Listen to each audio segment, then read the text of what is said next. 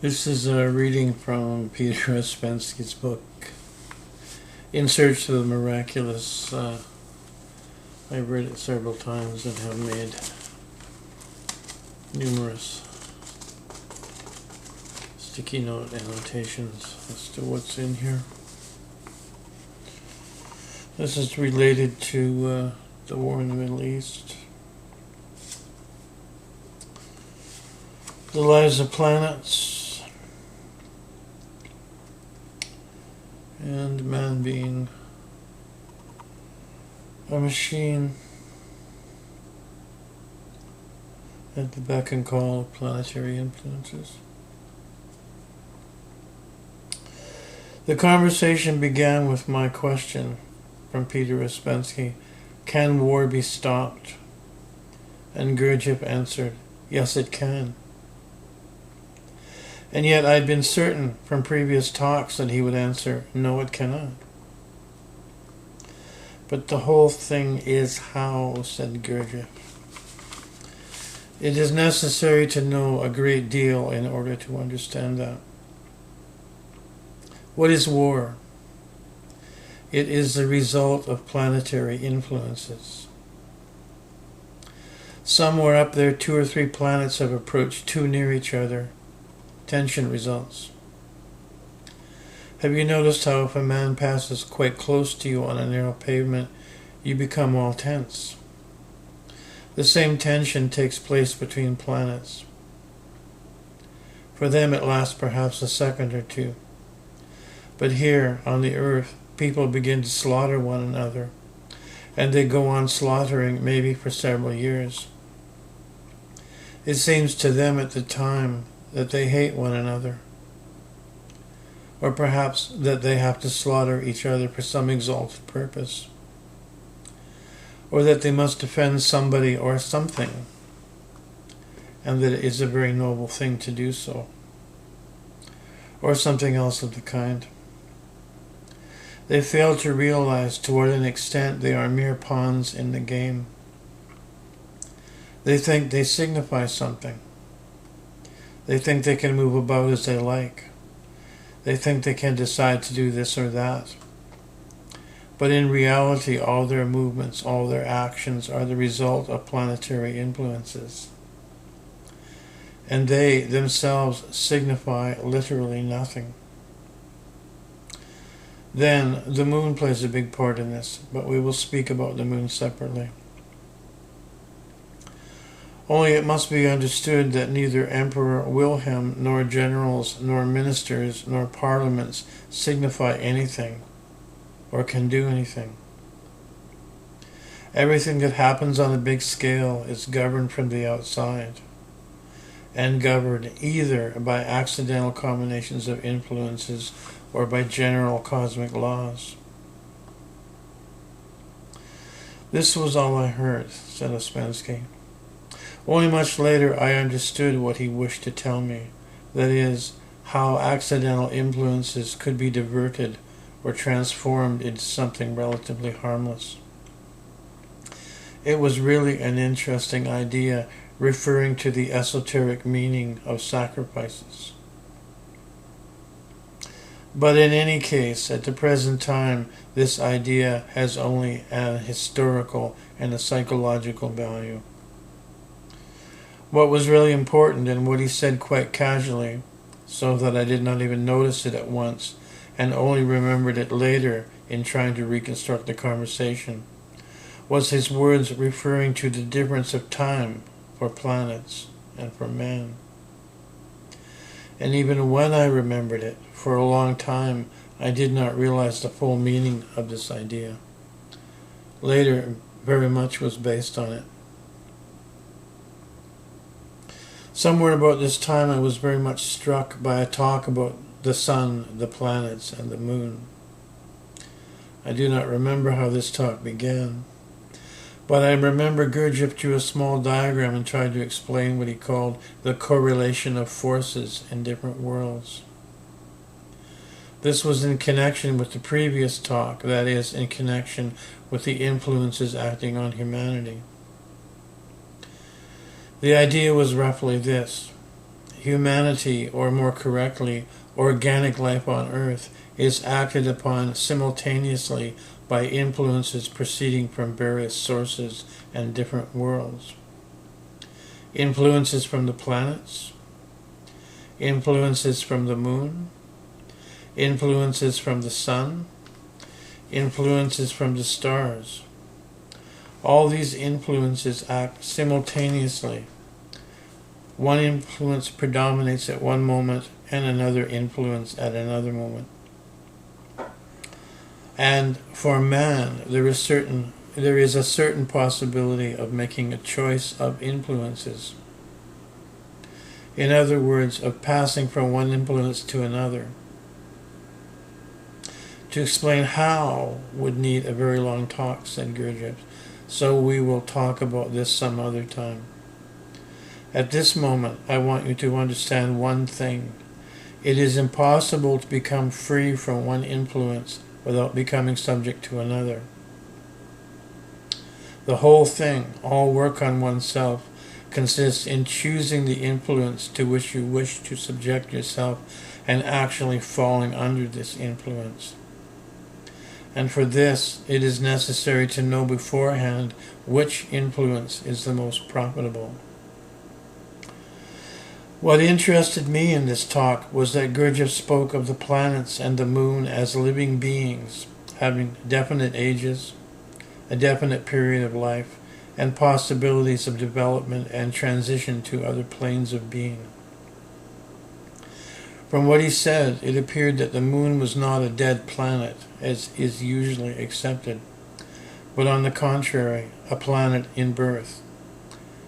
A planet at the very initial stages of its development, which had not yet reached the degree of intelligence possessed by the Earth, as he expressed it. But the moon is growing and developing, said Gurdjieff, and sometime it will possibly attain the same level as the Earth. Then, near it, a new moon will appear, and the Earth will become their sun. At one time the sun was like the Earth, and the Earth like the moon. And still earlier, the sun was like the moon. This attracted my attention at once. Nothing had ever seemed to me more artificial, unreliable, and dogmatic than usual theories of the origin of planets and the solar system, beginning with the Kant Laplace theory down to the very latest, with all their additions and variations. The general public considers these theories, or at any rate the last one known to it, to be scientific and proven. But in actual fact, there is of course nothing less scientific and less proven than these theories. Therefore, the fact that Gurdjieff's system accepted an altogether different theory, an organic theory, having its origin in entirely new principles and showing a different universal order, appeared to me very interesting and important. In what relation does the intelligence of the Earth stand to the intelligence of the Sun, Ouspensky asked. The intelligence of the Sun is divine, said Gurdjieff, and the Earth can become the same, only, of course, it is not guaranteed, and the Earth may die, having attained nothing. On what does this depend, I asked. Gurdjieff's answer was very vague. There is a definite period, he said, for a certain thing to be done. If, by a certain time, what ought to be done has not been done, the Earth may perish without having attained what it could have attained. Is this period known? Ouspensky asked. It is known, said Gurdjieff, but it would be no advantage whatever for people to know it. It would be even worse. Some would believe it, others would not believe it, yet others would demand proofs. Afterwards, they would begin to break one another's heads. Everything ends this way with people.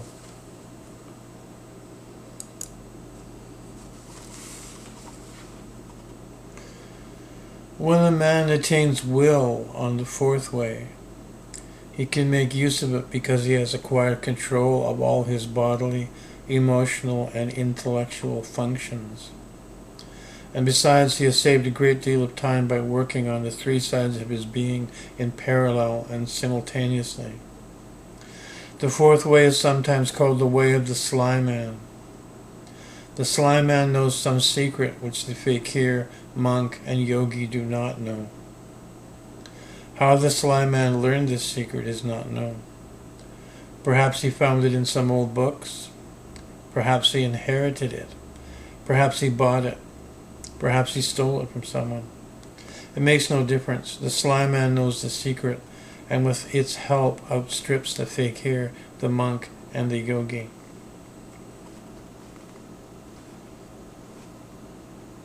On the fourth way, knowledge is still more exact and perfect. A man who follows the fourth way knows quite definitely what substances he needs for his aims, and he knows what these substances can be produced within the body by a month of physical suffering, by a week of emotional strain, or by a day of mental exercises. And that they can be introduced into the organism from without if it is known how to do it. And so instead of spending a whole day in exercises like the yogi, a week in prayer like the monk, or a month in self-torture like the fakir, he simply prepares and swallows a little pill which contains all the substances he wants, and in this way, without loss of time, he obtains the required results. Now, what he's talking about here is not an actual pill, but work on breathing and taking in the higher hydrogens from positive impressions. And some of these are breathed in food, some are done with atmosphere and impressions, visual and oral impressions. And it's how you greet them with your beingness that allows you to extract these things from the environment. And that's taught in fourth way schools. The technology of that is in this book, a little deeper into it. And to not lose that stuff is the non-expression of negative emotions, because that power, that blast of negativity burns all this stuff up in seconds. So to pull this off, you need to be perfect. And my version of perfect master is that the emphasis is on the wrong syllable. It's not perfect master, it's perfect master. Master of being perfect, so you don't lose your higher hydrogens and can build two higher bodies, astral and mental bodies, with which you can survive death. It must be noted further, said GURDJIEFF, that in addition to these proper and legitimate ways, there are also artificial ways which give temporary results only, and wrong ways which may give permanent results, only wrong results. On these ways, a man also seeks the key to the fourth room, and sometimes finds it, but what he finds in the fourth room is not yet known. It also happens that the door to the fourth room is opened artificially with a skeleton key, and in both cases the room may prove to be empty. For a man of Western culture, said PUSPENSKY, it is of course difficult to believe and to accept the idea that an ignorant fakir, a naive monk, or a yogi who has retired from life may be on the way to evolution, while an educated European, armed with exact knowledge and all the latest methods of investigation, has no chance whatever and is moving in a circle from which there is no escape. Yes, said GURDJIEFF, that is because people believe in progress and culture. There is no progress whatever. Everything is just the same as it was thousands and tens of thousands of years ago. The outward form changes. The essence does not change. Man remains just the same. Civilized and cultured people live with exactly the same interests as the most ignorant savages. Modern civilization is based on violence and slavery and fine words. But all these fine words about progress and civilization are merely words. This, of course, produced a particularly deep impression on us because it was said in 1916, when the latest manifestation of civilization, in quotation marks, in the form of a war such as the world had not yet seen, was continuing to grow and develop, drawing more and more millions of people into its orbit. I remembered that a few days before this talk I had seen two enormous trucks on the street, loaded to the height of the first floor of the houses with new unpainted wooden crutches. For some reason I was particularly struck by these trucks. In these mountains of crutches for legs which were not yet torn off, there was a particularly cynical mockery of all the things with which people deceive themselves. Involuntarily I imagined that similar trucks were sure to be going about in Berlin, Paris, London, Vienna, Rome, and Constantinople. And as a result, all these cities, almost all of which I knew so well and liked because they were so different and because they supplemented and gave contrast to one another, had now become hostile both to me and to each other, and separated by new walls of hatred and crime. I spoke to our people about these trucks of crutches and of my thoughts about them at a meeting. "What do you expect?" said Gurdjieff. "People are machines. Machines have to be blind and unconscious. They cannot be otherwise. And all their actions have to correspond to their nature. Everything happens. No one does anything. Progress and civilization, in the real meaning of these words, can appear only as a result of conscious efforts. They cannot appear as a result of unconscious mechanical actions. And what conscious effort can there be in machines? And if one machine is unconscious, then 100 machines are unconscious, and so are 1,000 machines, or 100,000, or 1,000,000. And the unconscious activity of 1,000,000 machines must necessarily result in destruction and extermination. It is precisely in unconscious, involuntary manifestations that all evil lies. You do not yet understand and cannot imagine all the results of this evil. But the time will come when you will understand. With this, so far as I remember, the talk ended. The comings and goings of celestial influence are known by the descendants of the Egyptians. And they're still running the planet, and they use this stuff to get things done. And we're just coming out of 12,000 years of the exhalation breath of the earth, and are just about to enter 12,000 plus years of inhalation where things will be better for us. However, it's a slave planet right now, and the slave masters know that's coming up and are going to do everything they can to keep a lid on it, using this esoteric knowledge. And the crunch point for that is 2035, which is the exact point of the space between two 6,400-year periods. And at that point, conscious effort can be pushed into that interval to make it go one way or the other. And the slave masters are set up to push it to stay negative, and that's what we see this ramping up in the Middle East. It's a multi-layered thing. It's to get something done. The Illuminati want to control the Middle Eastern oil. And it's all about money. They want to control the next 12,000 years.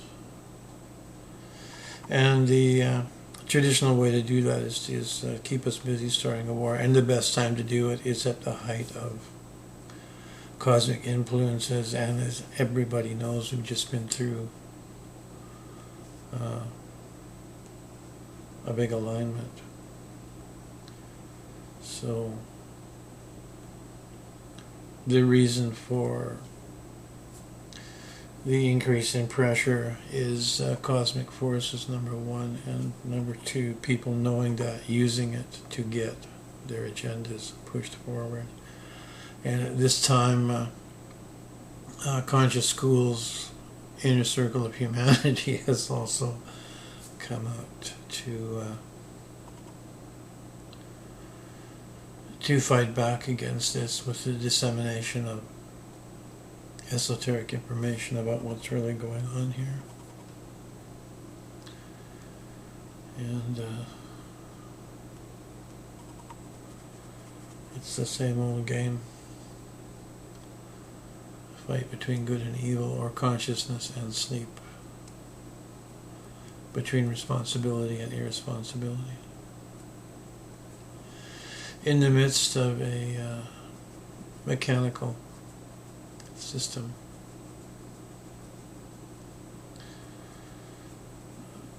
Mankind used to know this data. You can buy it.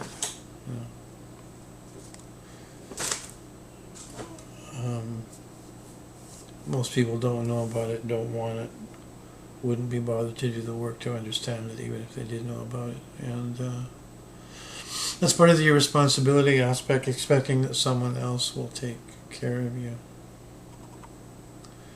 That's the iron hand of government in the Velvet Club. It's the latest trick. But government means mind control. And that's where we are. This war in the Middle East and the destruction of Israel, it's all very biblical. And I don't know if they're using the biblical story so you'll really believe it, or if the story was written for this scenario. But there will be an after, and these people are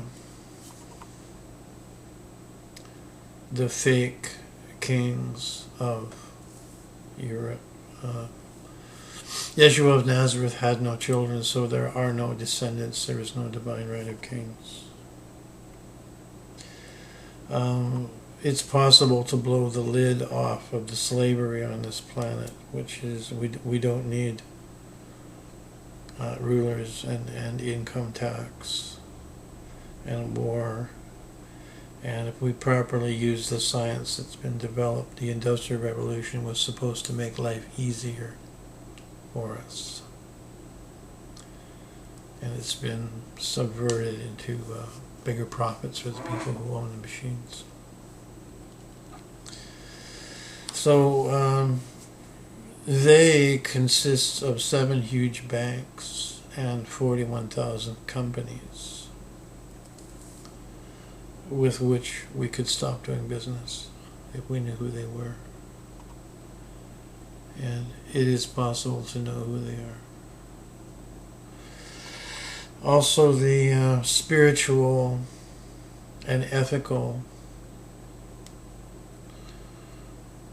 revolution, for lack of a better word, is going to rise up through the New World Order, like raising the Titanic. It's coming up very slowly, not very visible. But the flavor of the world is changing. I think this is the, as many have said, the last desperate attempt of the overlords to keep a lid on things. So now we have World War III and the worldwide pandemic. That's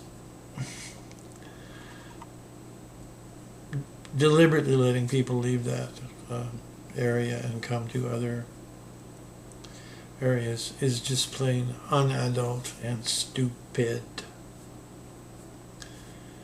And the most responsible people are letting it be done.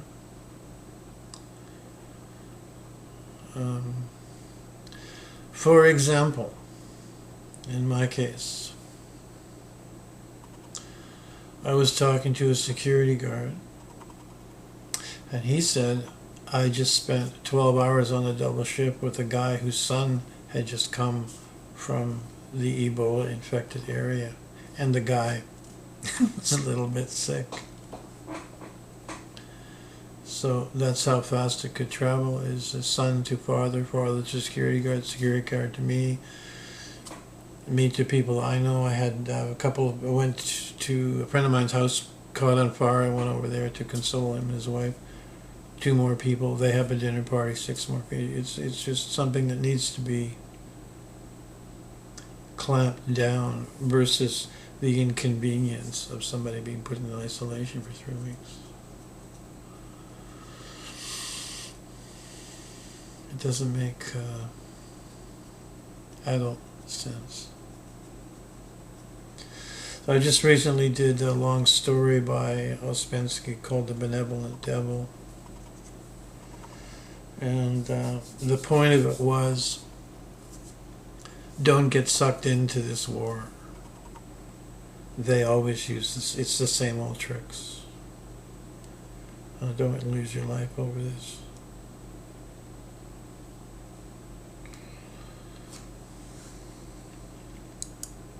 While I was trying to do that, I was being attacked mentally and physically. Usually when I make a video, nothing happens. It was extremely difficult to do that, and all kinds of strange things happened.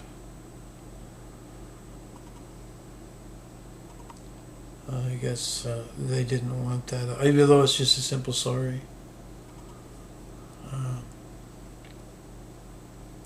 Saying the devil always uses war to subvert people who are getting interested in esoteric ideas.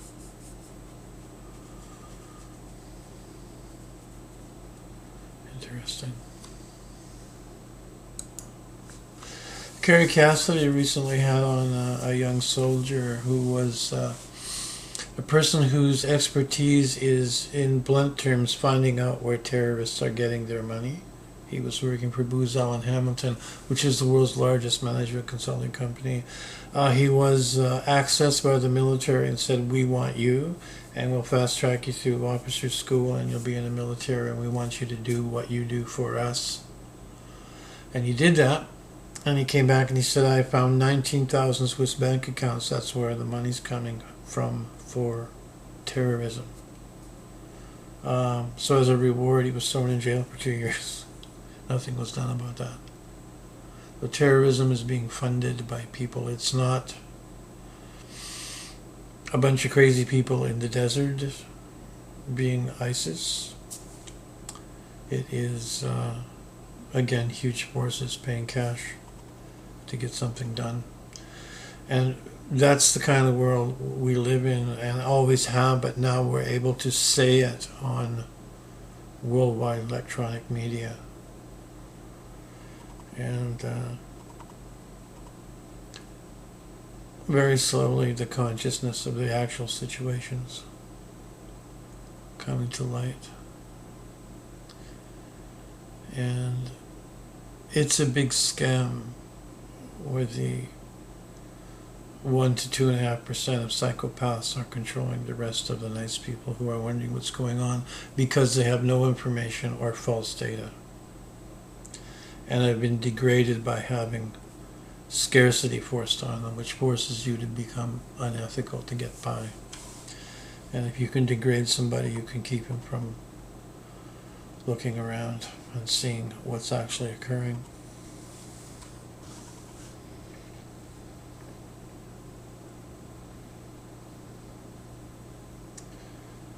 And Canada's next.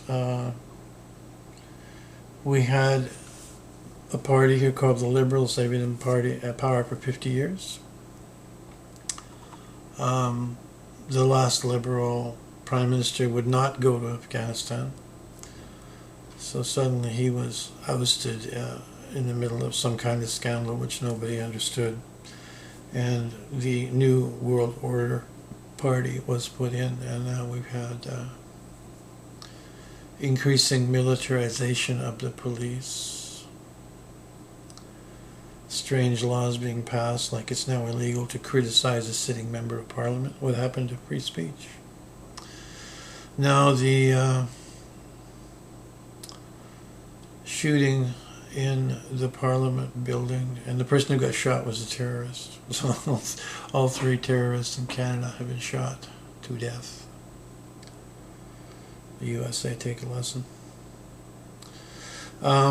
Just after the Prime Minister decided to up our commitment against ISIS, and in the Parliament building to scare the hell out of the members of Parliament. So when they asked them, we need to do something about this and increase our vigilance, it's the same kind of laws that were put in the Patriot Act. It's an infringement upon people's privacy, their internet and telephone communications, and we can now they want to be able to hold people without a reason, without trial, which is moving towards the worldwide totalitarian state. It's now come here. And Canada has the government owns the bank. It's not a privately held bank. It's not a member of the worldwide private banking cartel. Although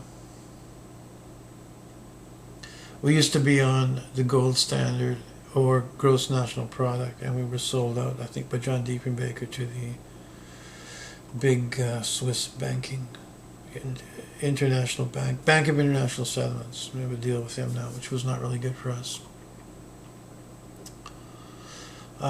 North Korea has a government-owned bank, and Iran has a government-owned bank. They're not part of the International Bank of World Settlements banking cartel, so they're bad, and I guess we're about to be handled. That's why that thing happened. And again, it's the lone gunman. One of these MJ-12 people.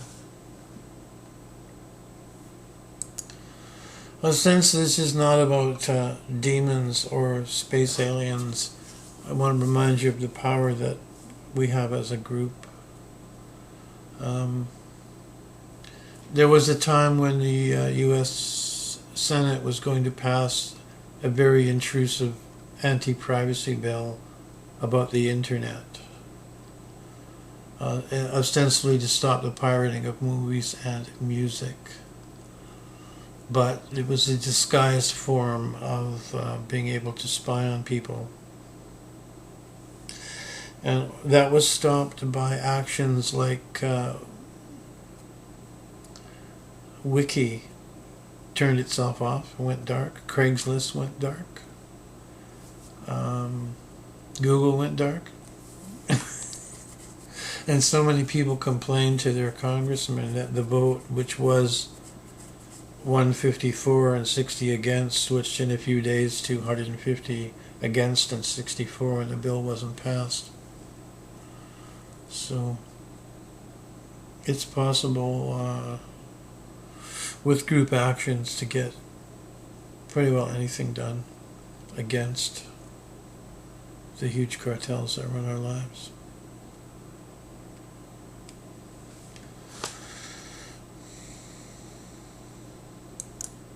So if you're going to replace a civilization or a game, you have to replace it with something. And what I've got on my title is The New Civilization Game.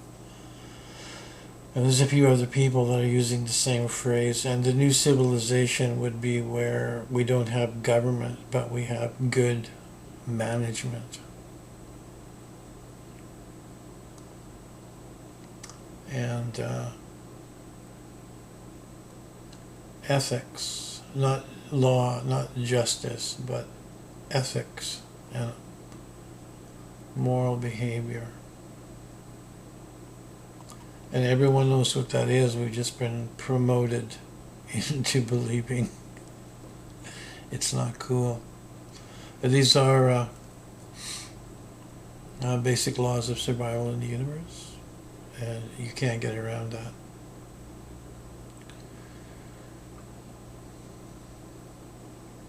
I speak from personal experience. Now, the term for this is ethnicist, which is a new kind of person we need to have. And the way things are running now is, if it's not illegal, we can do it, even though it may not be ethical or moral or nice or just. The esoteric truth behind this is, if you don't steal, if you're not unethical, the universe will give you the thing anyway. So you'll feel better, make less effort, and you'll still have the items. And I verified that that's true. And stuff just shows up on my doorstep, as long as I maintain my integrity. And every time I let my integrity go, all hell breaks loose. So I tell my friends, the reason I appear smart now is I ran out of stupid quite a while ago.